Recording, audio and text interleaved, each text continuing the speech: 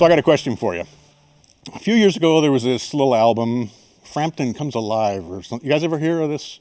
Hear this album? It was pretty good. It did pretty well for him, right? Had some songs on it. Yeah, like a million records a week were flying out of the stores or something like minor hit, shall we say? Minor hit. And it definitely made me want to get a talk box, so I think I'll be heading over to the Sweetwater store right after this segment to pick one up. But as we all know, there's a whole lot more to Peter Frampton than just one album. As huge a success as it was, being one of the best-selling live albums of all time, if not the best-selling live album of all time. From his early days coming up during the incredible wave of British artists that exploded onto the scene in the 60s, to his time in The Herd, to huge success with The Humble Pie, to touring as guitarist with David Bowie and Ringo Starr, to all his solo success, Peter's ridden incredible waves in his years in the music industry. He's pretty much seen it all. I mean, how many people lose a precious guitar in a plane crash and then recover it 35 years later? And that's just one example of the amazing things that have happened in his unique life. I highly recommend checking out Peter's autobiography, Do You Feel Like I Do? I just finished it. It's a fantastic read. He's also got a new instrumental album out called Frampton Forgets the Words, which is excellent. And I highly recommend checking out his previous album, All Blues, as well. Both of those are new favorites of mine. So please join me. Welcome Peter Frampton to GearFest 2021. Hello there. I've had such an exciting life. Yeah, man. I didn't know. When you put it all together, it's like, oh, wow. Was that me? Pretty astounding. And like I said, I just finished the autobiography. And man, just not only incredible to read about everything that's happened in your life, but also I give you so much props for the brutal self-honesty, shall we say. I mean, you're not afraid to put it right out there. No, because, we all learn from mistakes. So if I can, in the book, I felt that it was, I'm not into dissing people, and putting, that wasn't the idea of the book. The idea of the book was for me to tell how music figured into my life, not, everything about my life. That's another book. But I think that it's very important for me to be honest, so people can learn from my mistakes. I'm more humble about my successes, but I think I wanted to get my mistakes out there as well and own up to it because I think we can all learn from everyone's other people's mistakes, and so there it is. Right. Well, speaking of learning, you're so clear in the book about how much you learned from other artists along the way. And man, I have to admit that I was jealous because I'm reading there about the people you came up with, everybody from Steve Marriott to the Beatles to the Rolling Stones to meeting Jimi Hendrix to all the people you've jammed with through the years and picked up things from. Talk a little bit about that, about what you get from all these great artists that you've met and played with along the way. Well, first of all, most of them, they were heroes. And so when you talk about someone like Jimi Hendrix, or for me, the very first guitar player I heard was the lead guitarist of the Shadows, Hank Marvin, and to not only meet him, be friends with him, but record with the Shadows for Fingerprints instrumental album, that was something unbelievable. And then you get to meet these people like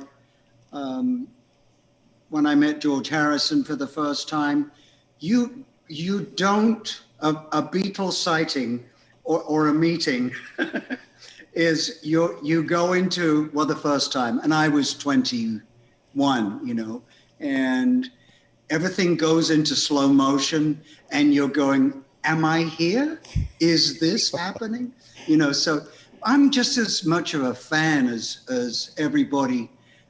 Everybody's fans of everybody else, I think, we've all got our favorites, but I mean, just because I'm a musician doesn't mean to say I can't be a fan of, a fanatic about my heroes, as I was, Right. So one by one, it seemed like I got to meet them all, and in many cases play with them, so play music with them or for them, like Ringo, I played on so many of his albums now over the years since the 70s. So it's, I love doing that. And I love working with, there's nothing better than, the Shadows, I mentioned Hank Marvin. The Shadows was the first band that made me I wanted a red Stratocaster. I wanted horn rim glasses, even though I didn't need them. And because that's the way he was. He wanted to be Buddy Holly. I wanted to be Hank Marvin. And so, you know, when you actually spend a day, literally nearly 22 hours in the studio with the Shadows, after, you know, 10 years old, you know, just holding them up as such, and all my life. I mean, there's just, they were the reason that I started playing. And to have Hank Marvin say to me while we're recording, "You wanted me to play something on the bridge. What would you like me to play?" And I said, "I can't tell Hank Marvin what to play. Go for it." You know, it's a beautiful feeling. I've had rejections when I've gone up to people that I like. You know, those aren't such nice people. It does happen, but mainly I'd say 90%, 95%. Everyone that I've met that was a hero was a super humble, nice, down-to-earth person. Right. It had to be a fascinating juxtaposition when it was turned around, and when you became the star, and people are coming up and meeting you. Yes, it's kind of embarrassing because you don't know what to say but thank you, you know, and that's all you can say. Right. Yes, I never expected the huge success that I got. I always figured I'd have a few solo albums and I'd play on a lot of people's records and play for other people. I never knew how long the solo career was going to last. And there were moments there, you know, early on where I thought, I better join a band. So, but I stuck with it, you know, because I'm a survivor. Right, right. So there are two passages, well, there are many passages, but there are two passages of the book that really jumped out at me as a musician and a guitar player myself. And the first one was, I'll just read a little bit of it here, was where you said, "I decided not to turn on a computer until I'd written a song on an acoustic, an electric, or a piano, sometimes being too techie for my own good." Can you elaborate on that a little bit and talk a little bit about songwriting? Yes. When we first got, not even digital performer, we got Performer. And I got my first Mac SE for Christmas in '87. And when the turkey had hit everybody and everyone had gone to sleep, I went upstairs, got the book out and started to learn computer and that. So for the next few years, everything was in ticks. It was like I was moving. I would spend all day getting a phenomenal drum feel, but I had no song. You know, so, and now I was too tired to get inspired, and that rhymes. So I over the years, I realized that the machines were great and everyone was going that way, but a good song is something that you can sit down at the piano or the guitar, or any accompanying instrument, you play the song, and it's a good song, whether you play it on the piano, the guitar, or with the band. You know it's a good song. For me, I was kind of writing bits when I was overly involved in the techie side. So one day I just decided that I'm not going to turn the computer on until I've come up with something on my electric piano or acoustic, and then now let's go and put this idea down. Once it's in its at least, you know, a verse or a chorus, you know, in there in finished, you know, then I can go to the computer, turn it on. I know what I'm dealing with, and then I can finish it. And the computer does help, obviously, in many ways. But to turn on and you can turn on a drum beat and get inspired and everything. But for me, I'm learning that it takes away my feel. I play pretty much, I got good timing and I have a great feel. I know I do when playing lead or rhythm. And the click track sometimes, or the drum machine can sometimes change the feel of what you're working on, you know? So again, that's why I like to not turn it on until I've got the feel. And then I have to create the feel from the computer. And sometimes this latest piece I've just been working on for a new solo record down the road, I didn't turn a drum machine on at all. I just had the click and just a hi-hat, Right. and very loud so that I didn't lose time. But it's only 4 to the floor, basically, 4, 1, 2, 3, 4, no fancy click. And then I'm able to, my feel will work with that,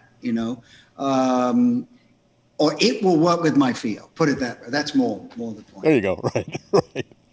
So the second passage was you were talking about people coming into the Frampton family, whether on the crew or musicians, and you said, in the time it took to walk this person from the door to the stage, I knew this person was wrong for me and my team. So tell me a little bit about how you knew, first of all, or how you know, and what you look for in a team member. Well, there's no prima donnas in my band. That includes me. We have the Frampton crew, band and crew family. And we are, even though we're not working right now, and I don't know when or if I'm going to, we still have Zooms together. We are a family. And those people, for years, the core of my crew has stayed together for many, many years. So when someone walks in and they're acting like they're, a prima donna, or they just say the wrong thing, or you can just tell within the first few minutes whether this is going to work, and sometimes you don't know until they've been working with you for a month, and then you find out, oh dear, this isn't going to work, because one bad apple in the crew or band will ruin the whole thing. So I've tried to, I always have people that are as passionate about what I'm doing as I am. And those are the people I've found. And, you could have 4 virtuosos in the band behind me, and not that they aren't, but pick just the top guy here, top guy there, put them together. There's no reason that should work, because personality-wise, you might all hate each other. And there's a couple of good experiences of huge bands where that happens, and sometimes it works great and is very inspirational, but in the end, I think it wears thin. I quote the Eagles: they never go near the studio until, first of all, they've got great songs, because they don't want to spend any time with each other at all, more than they have to. Right.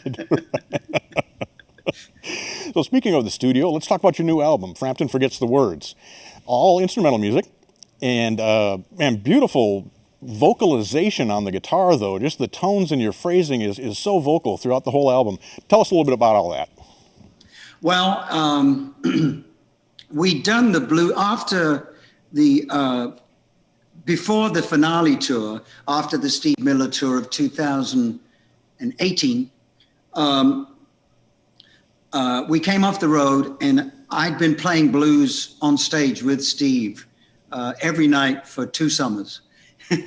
And so I was really back into my blues thesis again, renewed thesis on my blues, the blues. And so on the bus home, I said to the band, why don't we take 2 weeks off?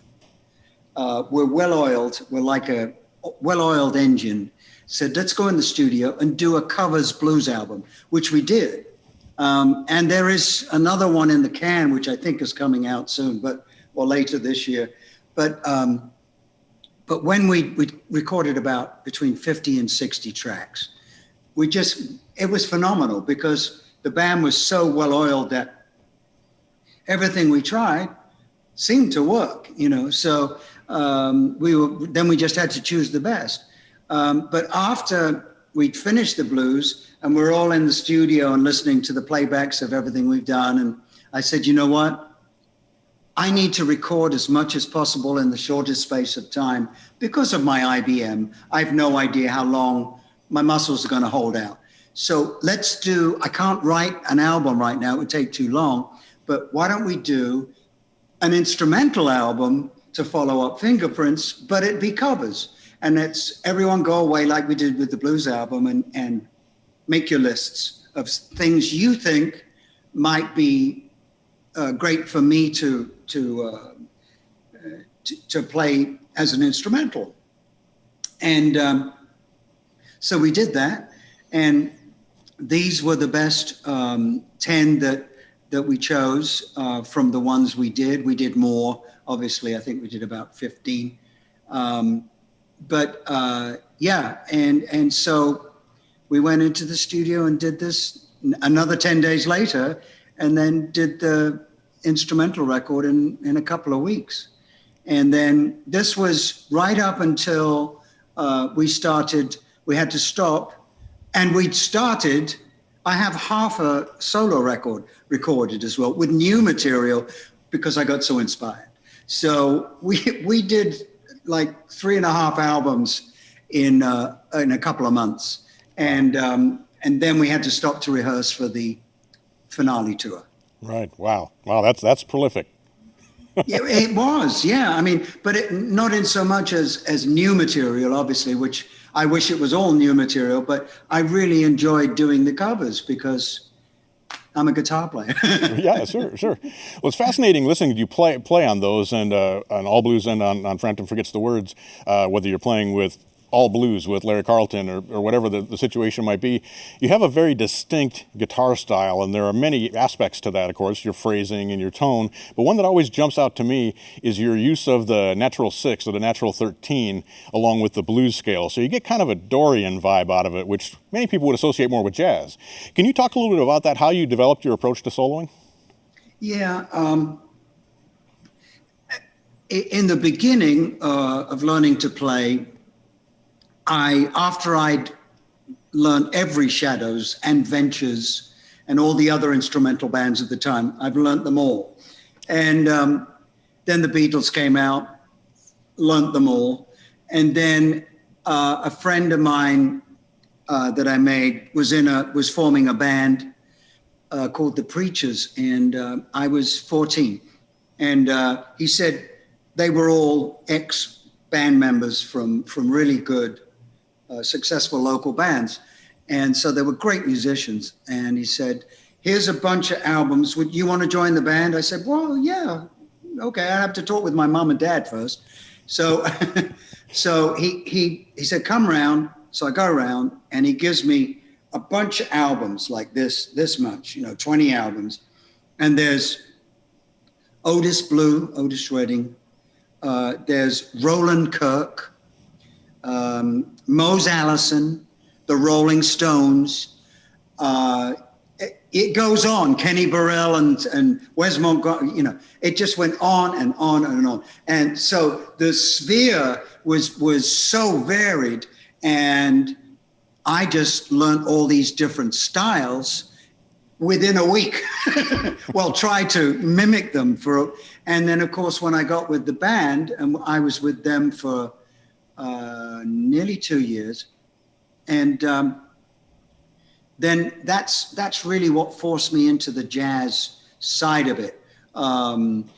Listening to Kenny Burrell and Wes Montgomery and very early George Benson with Jack McDuff. And so, but I was also listening to blues as well, because everyone was listening to Eric, Clapton is God. And then Peter Green and Mick Taylor and all these phenomenal English blues players. And so that was obviously all went in as well. And then I was with Humble Pie a few years later, and we were working on our fourth album, which was called Rock On. And we were working with our second album with Glenn Johns producing and engineering, and who's a dear friend for many, many years. And we did a number called Stone Cold Fever.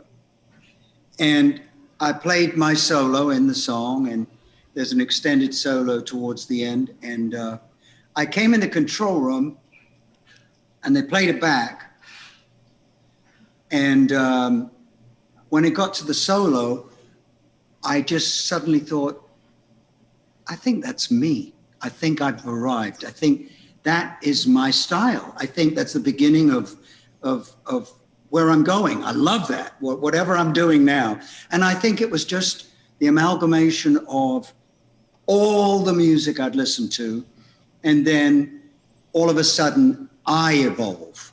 And that's one day, I think every musician or artist in general, the big sphere of artists, all different fields, that we want to, one day, if it's a painting, you want to be able to look at that painting and go, I know who that is.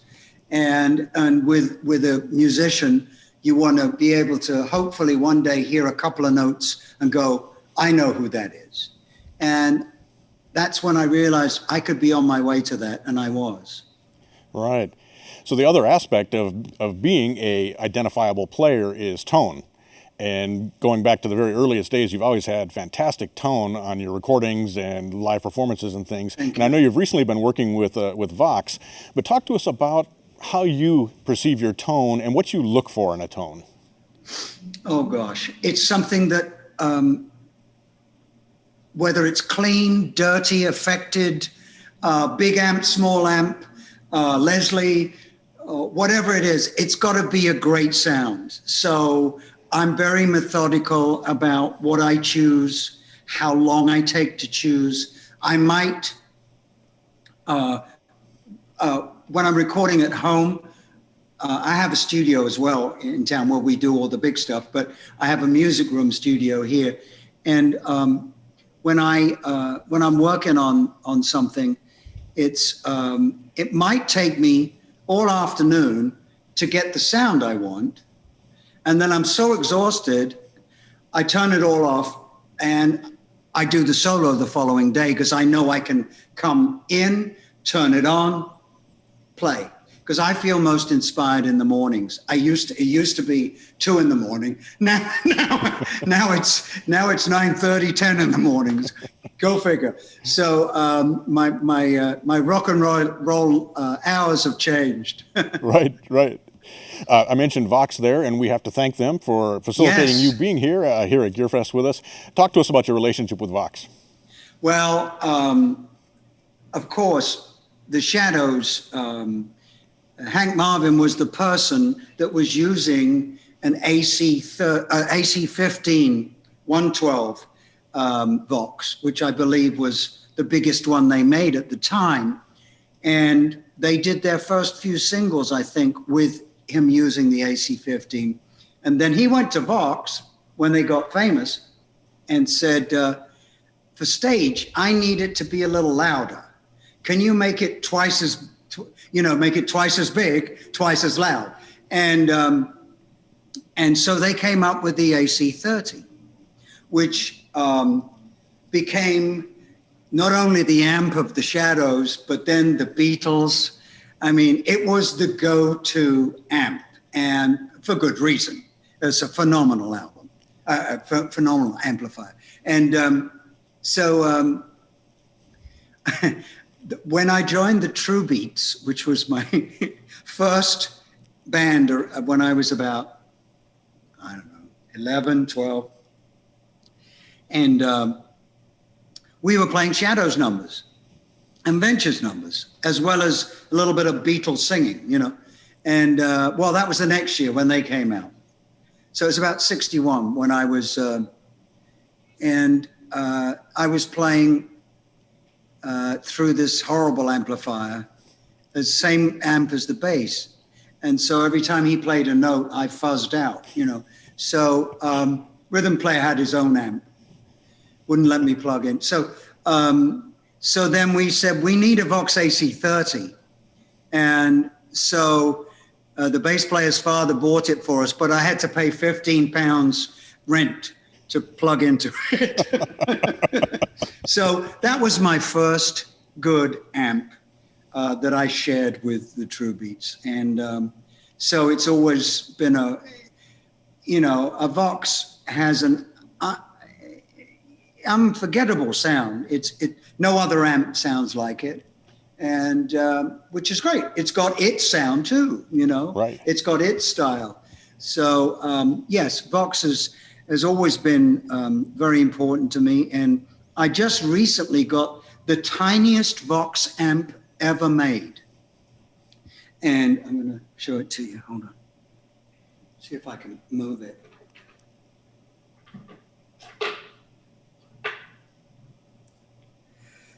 My ears are all falling out. Nice. This is phenomenal. I have a little tiny speaker that someone sent me that they made for me, and I plugged it in, and it's a 50 watt amp. 50 watt amp, yeah. Have you plugged it in? Anyway, let me put it back. And so now I have a piano room amp. Right. Have you plugged into a 4x12? They sound phenomenal through a 4x12 too. I'm going to try that, but I have a little tiny baby Leslie that I've got it plugged into at the moment. Oh, that's so awesome. That's so awesome. I bet your road crew loves it too. Well, yeah, I've got the smallest rig known to. I usually have the biggest rig known to man, but here now I have the smallest rig known to man. That's awesome. So I think you probably have a unique perspective in going from being the artist to being the guitar player in the band and back and forth with other artists. Talk a little bit about how you approach taking the stage as an artist versus taking the stage as the guitar player with someone like David Bowie or Ringo Starr. Yes. Well, one, I'm the hired gun, and one, I'm the boss. So I enjoy both situations immensely, especially when it's some of the people that I play with, whether it be on record or on stage.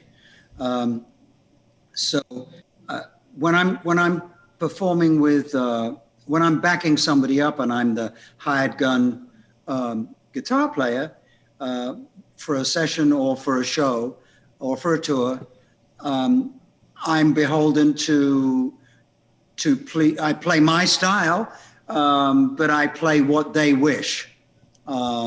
It's Framptonized, but because that's the way I play. Right. But obviously, I'm playing.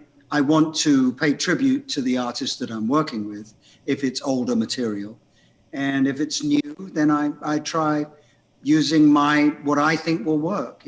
But when you're the boss, it's all down to you. And the thing I like about being the boss is when I'm on the side of the stage, you can say whatever you want to me. But as soon as the intro starts and I walk out onto the stage, nobody can tell me anything. And it's all down to me. And I love that feeling because I'm very spontaneous. And I love playing new stuff all the time and not repeating myself. So when I go out there, my job is to entertain the audience, and the audience, whether I'm playing for myself or somebody else, is such an inspiring thing, because you only get one take. Well, unless they ask you to do it again, but you usually only get one take, and that's it. So that's what I like. I like danger on stage. I like the dangerous. Where are we going now? I don't know. Let's go there. Right. And that's why I love playing live. It's because you never know what's going to happen. And I've had the power go out, and then brought an acoustic to the front of the stage with Gordon Kennedy, my writing partner. We were doing the Raw to acoustic tour, and the PA exploded, and the audience thought we were going to leave. Well, we pushed the chairs, the mics away, and then we walked to the front of the stage. and we played acoustically and just sang loud. The crowd went nuts because we didn't give up, you know? Right. And stuff like that is so spur of the moment. Because I said, well, what are we going to do? And Gordon said, let's go out there and play acoustic for them. So we did. That's awesome. That's awesome. So I have one more question for you before we wrap up today. Yeah. You're a great artist yourself. You've worked with so many great artists, met so many great artists, opened for many great artists, had them perform with you. What is it that makes a great artist? Oh, gosh. You left the, if I would be a tree, what tree would I be till the last question?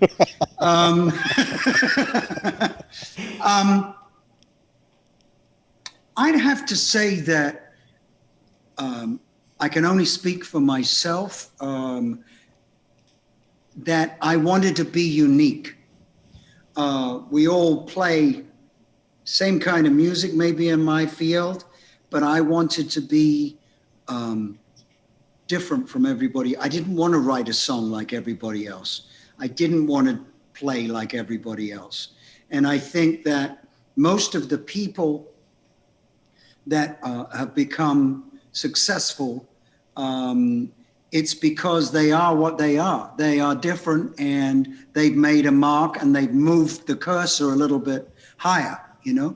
And so I think that's what makes a good artist, is to, and also, I learned this along the way, if someone asks you to, suggests for your career, you should do something like this, and you get this jabbing feeling in your stomach like, hell no, I don't want to do that. Don't do it. Even if they are the head of the record company or the promoter or your manager or whoever. You got the wrong manager if they're trying to tell you to be somebody else. You have to be yourself, you know. Right. Right. That's awesome. Thank you for sharing that wisdom with us, and thank you for sharing your time with us today. We're so happy to have you here. Yeah, I was a little busy, but I could fit you in. That's okay. Well, we appreciate it. You're working on lots of music. We're looking forward to it. It sounds like there's more music coming out very soon, and we're excited about that. People have to check out Frampton Forgets the Words, All Blues, the latest 2 albums, and Do You Feel Like I Do? Fantastic read. I highly recommend that as well. Thanks so much, Thank Peter. you. Really a pleasure to see you. Oh, thank you very much. It's been a pleasure. Right on. Take care.